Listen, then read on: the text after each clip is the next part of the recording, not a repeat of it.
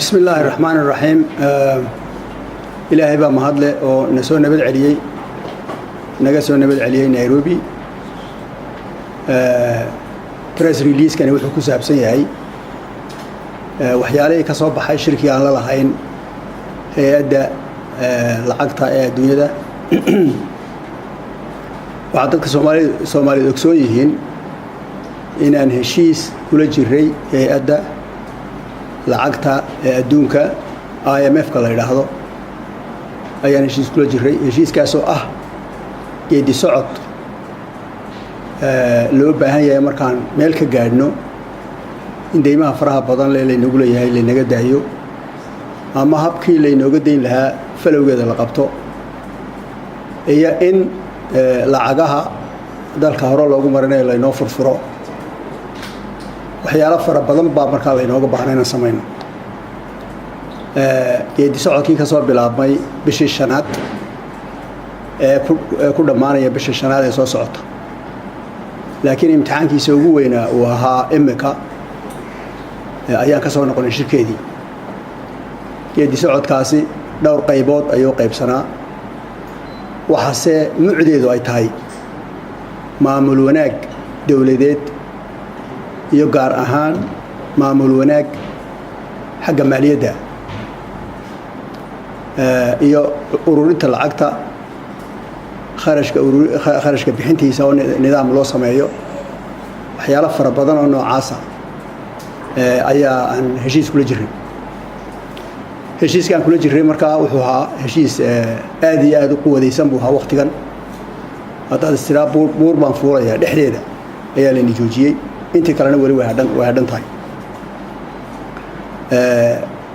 waxa markaa 5 maalmood aan joognay Nairobi koox ka timi Washington oo hay'adaas ah iyo banka adduunka isna dhinac kaga jira iyo adduunyada oo dhagaha u taageysay Soomaalidu bal waxa ay sameeyeen inay ka bixi karaan kadarta la fuushiyay in kale ka bixi karaan marka 5 maalmood maalin walba aroorta marka laga bilaabo ilaa fiidka ayaan ku jiray wax walbana wax la isla sii ogaabayaan waxyaalaha qaar aad bay nooga adkaan markaan ka joognay laakiin waxa bishaaradu tahay waxa weeye shalay galabtii markii la soo gabagabeeyay sheekada ugu wanaagsan waxa weeyaan inaan ka soo baxnay in waxyaalihii la doonayay inaan fulino aan dhammaantoodba si fiican u fulinay shir jaraa'id ayay qaban doonaan qolada hay'adda IMF ka la yiraahdo Washington markay tagaan saakay noqonayeen bari markay tagaan shir jaraa'id bay qaban bari ama saan dambe iyaga sheegi doona press release na way sameynayaan oo anagu draftkiisi aan hayno waxa markaa aan aad ugu faraxsanahay dadaalka faraha badan leh ee dawladda soo gashay ee aan loo kala hadhin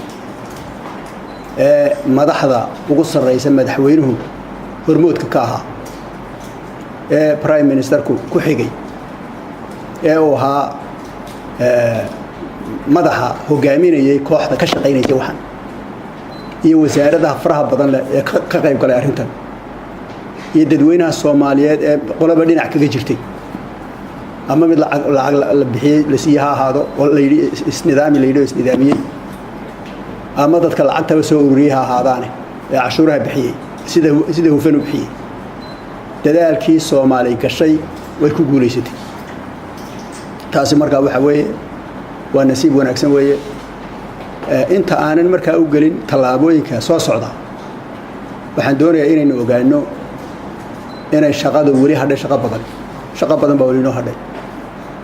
dalku sidoo yahay baa cid waliba u jeedaa halkaan wax marinayna cid waliba u jeedaa dhaqaaleynu halku maraya cid waliba u jeedaa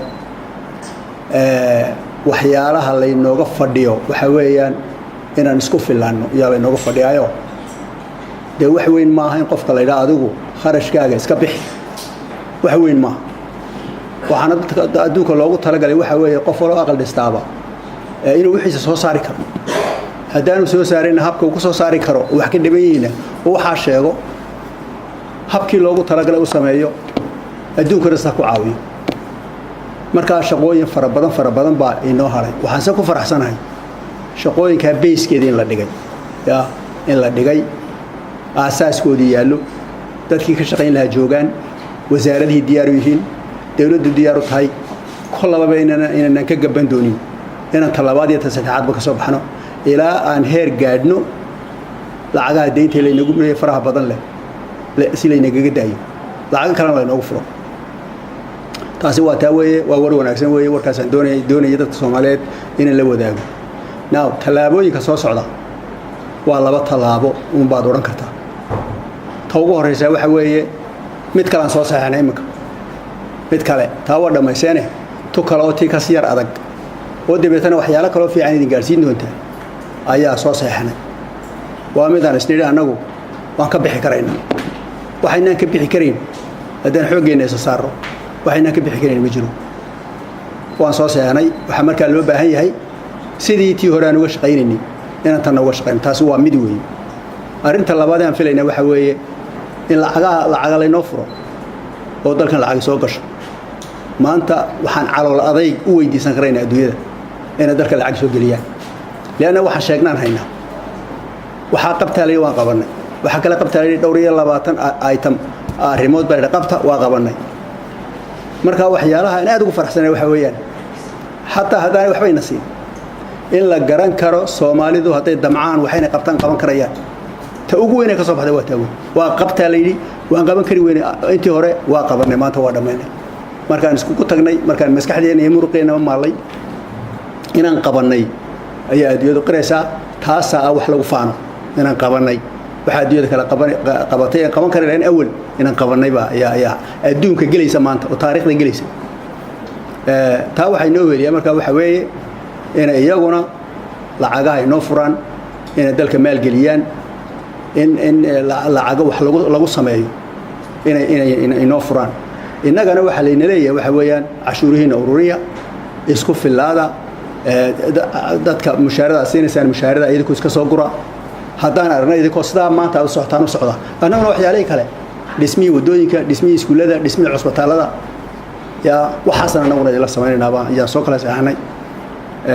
marka intaasaan ku soo gabagabeynayaa aad iyo aad baan u faraxsanahay anigu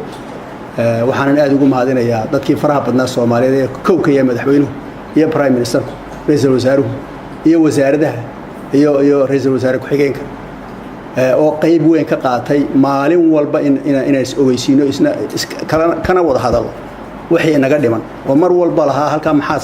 maxaasida oo komitiyada naga soo qayb galay madaxdayada ayaan u mahadnaqayaa wasiirada ka soo qayb galay baan u mahadnaqayaa golaha wasiirada oo maalin walba arinta baylo halkay maraysaa oranayay nagala qayb galay waxa weeyaan collective effort waxa la yiraahdo way gacanta muruqa iskeenayna muruqeeniya maskaxdeena isku keenay ayaa wax lagu faano oo wax lagu faano weeye ilaahay haynagu wado waxaan wadno haynagu wado waxaan filayaa wadaan saa u wadno haddaan sidaa u wadno eega dawayna simbirixan haddaan saa u wadno sanadkiisa wax kale inuu ka hadli doonaa waxaan ka badan oo ka weyn salaamu calaykum waraxmatullaahi wabarakaatuh